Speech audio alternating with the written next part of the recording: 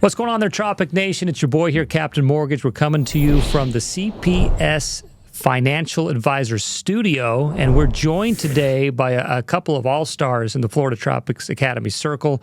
We have nonetheless our Executive Director, Mr. Lucas Teixeira. We're also joined here by the President, Michael Riskin.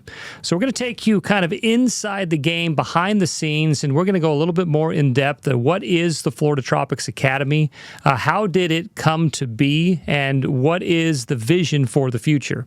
So we're going to kick things off here with Lucas Teixeira, our director. I'm just going to go right at it. I'm going to point that question. So what was the initial driving force behind starting the club? Well, thanks for having me, Jared. It's a pleasure to be here on the new podcast. For us, was just like 2 things that were like the major points for us to start the club. The first one was we saw a lack of passion on the players. So in the community, we were like coaching around and see what's going on over here. And we saw a lot of players like actually quitting and not enjoying the game. And for us, soccer is such a great thing to do it that you got to have a lot of joy when you're doing it. And we saw a lot of young players quitting and the passion for the game going away. And for us, was like, man, we need to start something to change that, because we were not happy to see kids not enjoying the game the way that they're supposed to. Right. And the second one is that, there's such a great community over here, soccer community in Polk County. And we realized that kids had to leave, players had to leave in order to encounter like quality clubs or like to quality coaching, quality clubs, and to have a high level standard for youth soccer. So we saw that gap, and Mike and I, we talked, it's like, we need to change that and have something here, this community, so people don't need to leave and go to Tampa or Orlando, and we can provide this type of quality here in Lakeland. So that was the two main reasons that we started the club. So, Michael, I'm going to throw this kind of your way now, because a lot of people don't know that you had an integral part in the inception of the academy. I mean, you're a behind-the-scenes guy, but you had your hand directly involved in helping Lucas kind of make this dream a reality. So kind of take us through what were some of the challenges that you faced initially, and what were some of the surprises when you got yourself into, starting a club? Sure. Well, Captain, thanks for having me today, and I look forward to this podcast going forward for the Tropics Academy. I shared with Lucas that I think if I knew what it took to start up a soccer club here in Florida, I probably would have never taken the call when Lucas not that easy. Not that easy. When Lucas called me and said, "Hey, I got this idea," but like everything, timing's everything in life. And in the moment, my daughter Anya was playing, had just started competitive soccer, and she was about 11 or 12 years old. My experience that year was not very good, a lot of frustrations.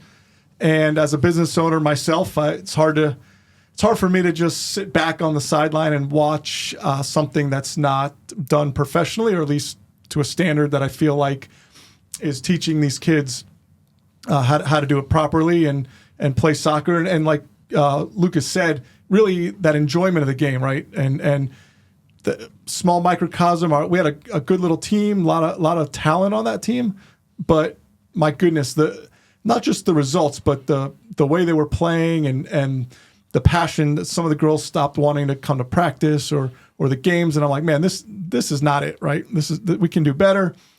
And so Lucas had called me. I knew Coach Julio as well. The two of them had come to me and said, hey, we got this idea, and we need help on the business side to help make this go.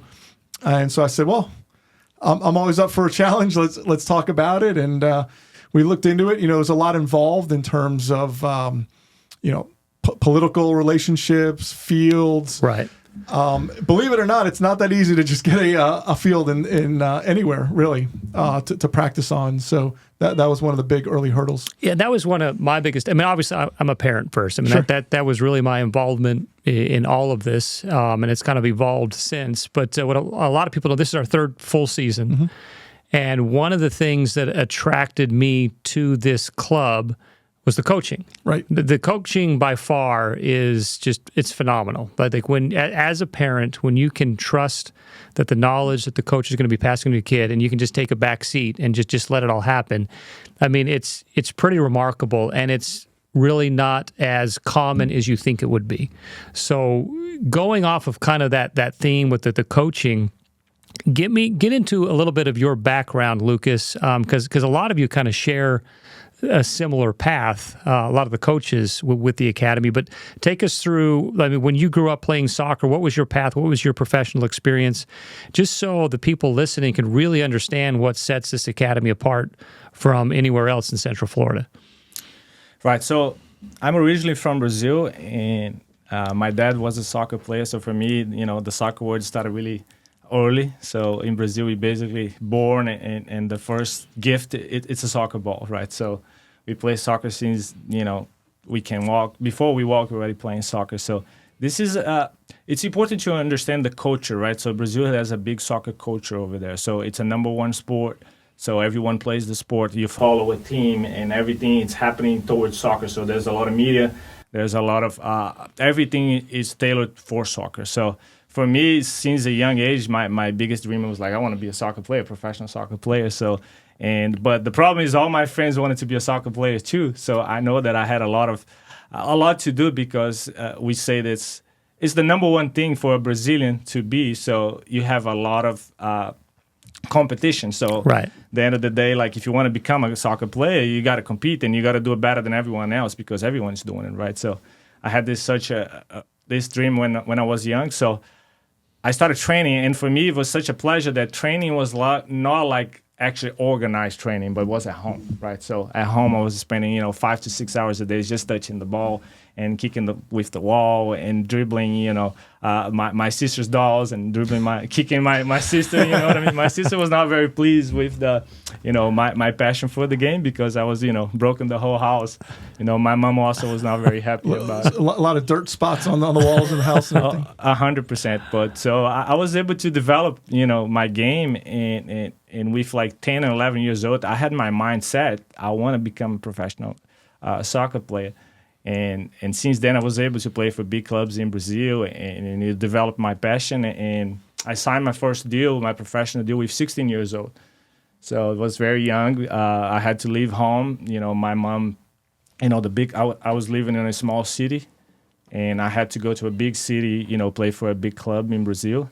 And so I was living in my aunt's house for that with 16 years old. And then I developed this passion so much, and played for 20 years. So 16 to 36 years old, I only played soccer. So my whole life was about soccer.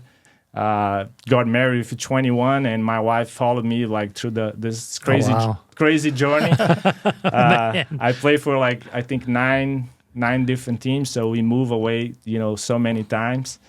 But such a great journey for me. I don't regret anything, because I love the game so much, and all the experiences, all the people that I get to know, all the countries that I had to visit through soccer. So I basically credit my life first to God, but secondly to soccer. That's what gave me all the perspective about life, and now it's how can we translate all those things to the youth. So for me, it's how I give back now. So directing a club for me is not just a job, but it's like, how can I transfer the passion and everything that soccer gave me, to the youth club? So that's a little bit of my background. No, that's great. So one thing that I heard you say that kind of sparks my interest is what type of, if you had it your way, American soccer is evolving. Right. It's finally starting to catch on, and it's come leaps and bounds, especially in the last couple of years. It really has. But it's definitely behind where soccer is overseas. So having that experience and growing up in that environment, if you could have any sort of influence, I mean, obviously the system here is the system, so we're not going to probably change that. But if you can change the culture within the academy or put your stamp on something, I mean, what is that you're trying to accomplish here within the club? First of all, when I just got here, I was really frustrated when I was coaching, because I was expecting, the kids just have to have the same behavior as the Brazilian kids. And I was like trying to force the kids to think in a way that it was not possible. So I had to go back a little bit and understand the landscape, and then understand what goes through the kids' minds, and also how's the culture, goes, for me to understand how can I accomplish what I want to accomplish. But I need to think outside the box. I need to create different ways, because the Brazilian model is great, but it's not going to fit on the American model. Why? Because it's a different country with different cultures. So for me, once I understood that, it changed everything for me, because I was able then to put myself in their shoes and say, like, what can I bring to the table to make them understand? But also, I need to understand that they live a different reality, right? So what's happening in America right now is that, let's say people from England, they want to bring whatever they have over there to here, and it works for a certain time, but there's a lot of things that they're not going to fit, in this system over here. And in Brazilian, it's the same thing. So we need to adapt and adjust. And I coach with Mike. Mike knows that really well, that I talk a lot about adjustments. How do you adjust in a model that is completely different from the you used to, right? So I think what we need to be focused on is, first,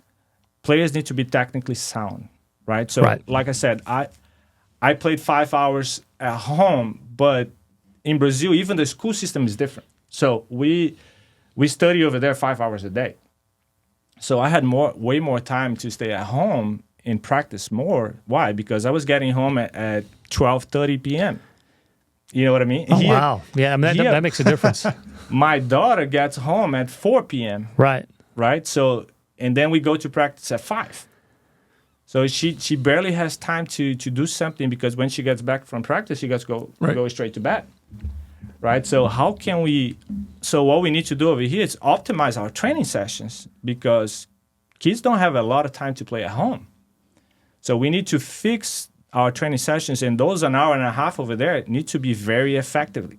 Otherwise, kids are not getting nothing out of it. Right? And then comes down what you said, the coaching, right? Because here in the area, my kids approve of that basically, because American doesn't have a culture. So when I say culture, is that in the past 50, 100 years, right? So soccer is not a big part of this community over here. So let's say Mike loves soccer now, but who played soccer in your family, Mike? Nobody, right? So I'm a first-generation soccer family. So what clubs were doing over here is, like, there's such a need of coaches that they say, hey, Mike, do you love the game? That's right. Yeah, come coach with us.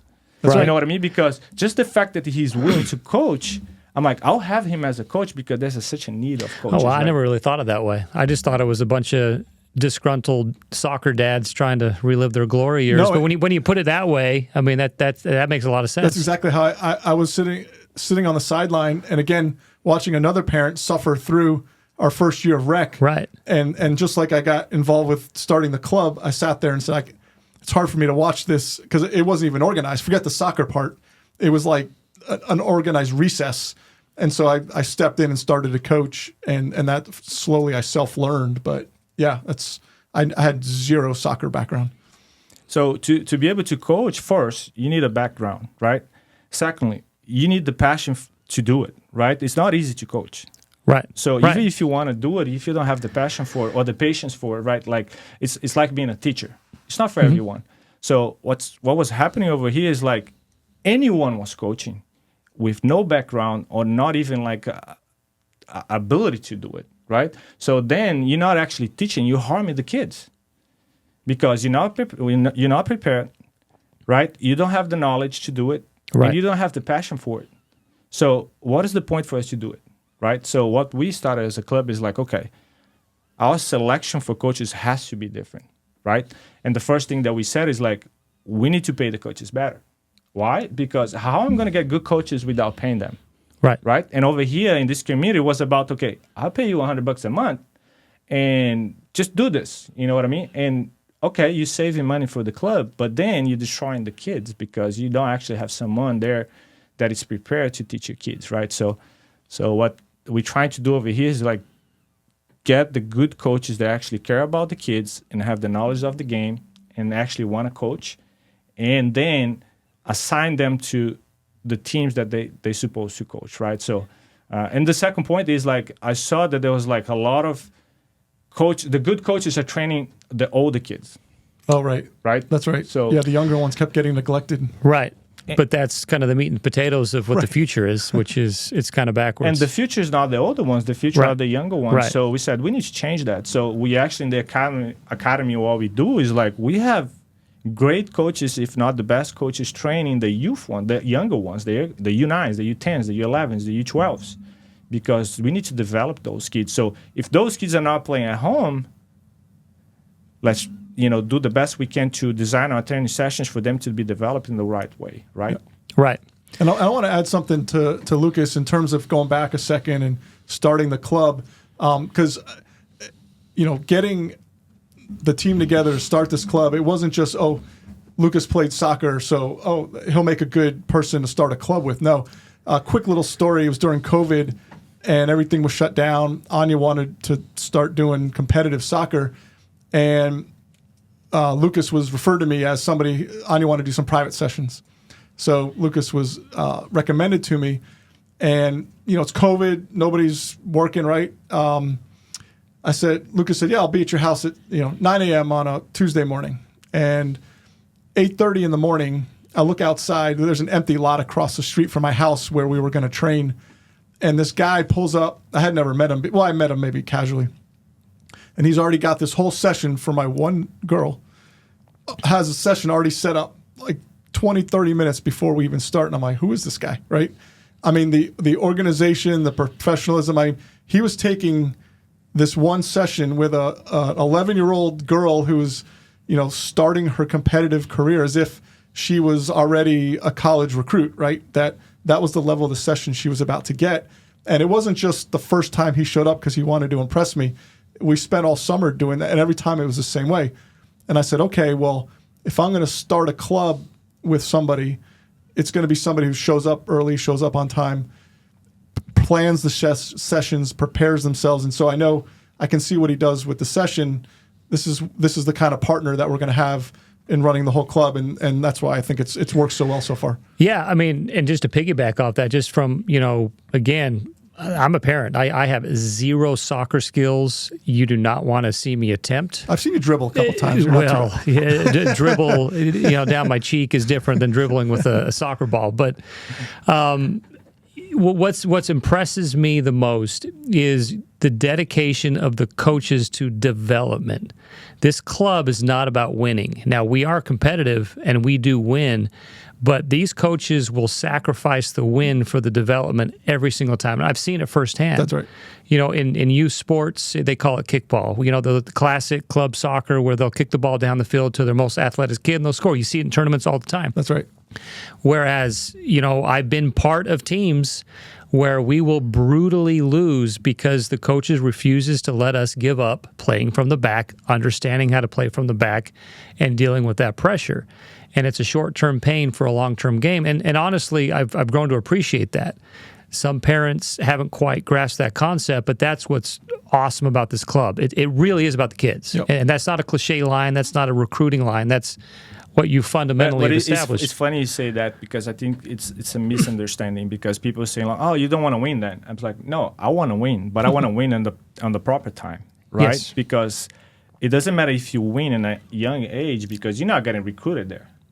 Right? Right. If you're Right. like 8, 9, 10, 11-year-old, it doesn't matter what you do over there. Like, right. no one's going to recruit you, right? So if you don't do the right things at that moment, when you get to 15, 16, 17, 18, you're not ready for it. Yeah, and that's when it matters. So that's what parents still don't understand, that winning, like, yes, but you got to win on the right time. Otherwise, it doesn't matter. Right? And I think one of the themes and I'd say the culture of our club really is that the results, the hard work and the process, the results will follow. Yeah. And it's proven in business, our club, where put in the time, put in the effort, do it the right way, and the results will follow. I mean, like you said, Captain, that we have developed a culture of winning, but it's through doing those right things and the hard work, and then the results follow because of that. Yeah, we have a saying on social media that at the Florida Tropics, the only thing that we take serious is our soccer. We're very big on self-deprecation. We do have a sense of humor, and we understand the culture that we work within, but there is a big commitment to the kids. But the ugly part of this whole thing in this sport, and especially here in the States, is it costs money. Yeah. Like you have to have money to support it. And one thing that I think you're very effective at, and it's why I'm sitting here, is sponsorship. CPS, dedicating the studio to this. I mean, our sponsors are probably some of the best out there and the most dedicated, and a lot of them have kids, and that's why, because they're very passionate just like we are. That's right.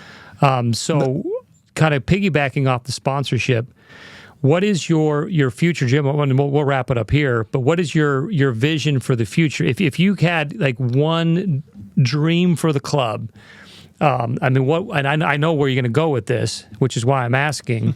But what is it? And I know it involves having the right sponsorships in place. Yeah, first of all, I just want to say how grateful I am for our sponsors, because we are still a baby club, right? So we started with 2 years old, going for 3 years right now. And without the sponsors, we were not able to exist right now. So you can have, the dreams, you can have the ideas, but without the financial support, it's never going to happen. But one thing that I'm very pleased is that I know for a fact there's no clubs in the area that get the same amount of support that we get. Yeah, we know that for a fact from hearing from other club directors. And this for me speaks volumes, because people believe what we're trying to do, right? So for me, this is very rewarding to know that people are actually, okay, one thing is when you say like, oh, I believe in you, right? But the other thing is like, I believe in you, but I put my money on you. Yeah. Right? So for me, this is like, and Mike is a big part of this puzzle over here, because he believes in what we're doing. And he puts his time, his effort, and his money on it. So this is a big for us. But for me, my biggest dream, honestly, is that money should not be a hurdle for anyone to play soccer, right? And the end of the day here, like, it's not like that, right? So if you don't have the money to afford, and it's a lot of money, right? Because it's not just the fees, right? You have the traveling, you have the tournaments, you have the gear, you have all those things that if you put it all together, how much it's going to be, right? So, and I think Lakeland is not just Lakeland, but Polk County is such a great community and a successful community that if we can get the support from everyone, we can make that happen. You know what I mean? And money not be a hurdle for anyone to play soccer, right? No, that's great. That's awesome. Well, if you guys like this type of content and you want to see more of it, make sure you give us a follow at Florida Tropics Academy. That's our Instagram handle. And a big thank you to Lucas for taking some time, for CPS Investment Advisors for giving us the studio space, and a big shout out to my man, Michael Riskin. And thank you to Will Battle, our producer extraordinaire. That's right, man. The mix master himself. That's right.